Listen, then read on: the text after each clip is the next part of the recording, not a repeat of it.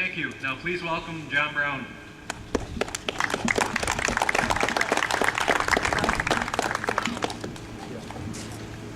Good afternoon.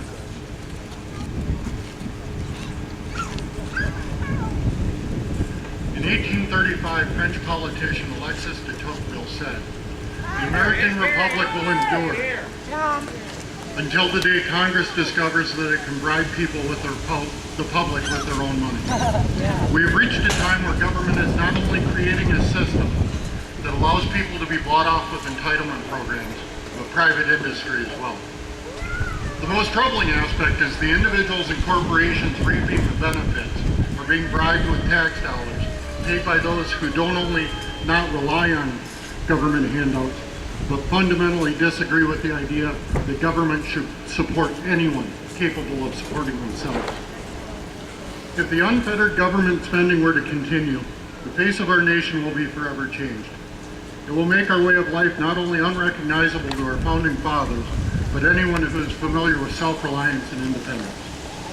With federal spending not only reaching but shattering unprecedented levels, the ramifications will be severe. We have already begun to see the stability of the U.S. dollar falter.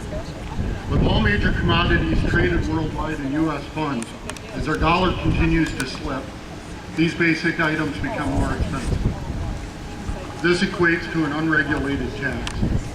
As taxes on individuals and industry increase, it stifles productivity and, most importantly, the incentive for individuals to succeed.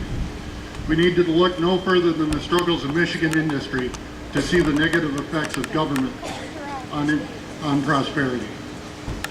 As more industries are taken over and more individuals look to the government as a provider rather than a burden, our nation is slipping into a vicious, unsustainable cycle. As the government takes more and more from those who produce, the ability and will of them to produce diminishes. As this happens, we will be forced to borrow more and more from outside sources. Eventually, not only will foreign lenders dry up, but our bills that we have accrued will come due. It will be a huge burden to our children and grandchildren to bear. For them, a higher standard of living, which each generation has hoped to pass on, will be unattainable. John Galt once said, "I will never live for the sake of another man, nor ask another man to live for mine." This is a motto that many here and across our nation share.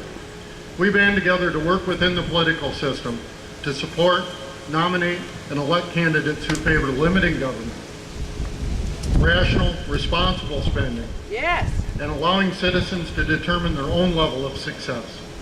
We can have a culture where individuals understand that when they rely on government to fulfill their needs, they are relegated to existence, not prosperity. We can once again have a government of the people, not over the people. In the past, our country has faced adversity. We have always stood strong to defend our rights. From our founding fathers defying a British monarchy, to a horrific civil war, to defeating tyranny in Europe and around the world in 2 world wars.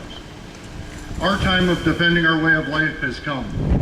Fortunately, it will not require the bloodshed and sacrifice of past generations, but it will require us to be vigilant, active, vocal citizens. If we make our collective voices heard, we can make sure the nation remains a shining beacon of hope, possibility, and prosperity. Thank you to everyone for coming.